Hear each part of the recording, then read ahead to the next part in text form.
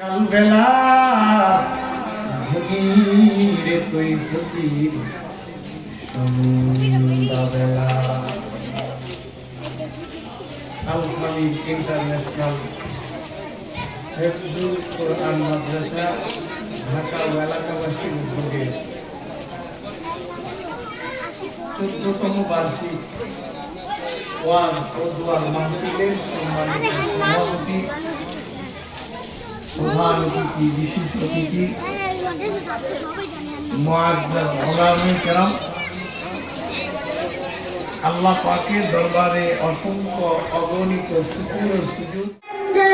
রাসূলুল্লাহ সাল্লাল্লাহু আলাইহি ওয়াসাল্লাম বলেছেন, আল্লাহ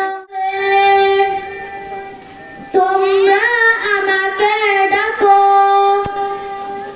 আমি তোমাদের ডাকে সাড়া দেব।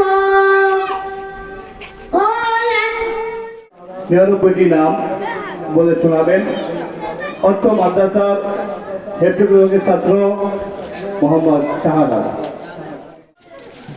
কুরআনের মাহফিলে কোনো সময় হট্টগোল হয় না, কথা বলে ঠিক কিনা?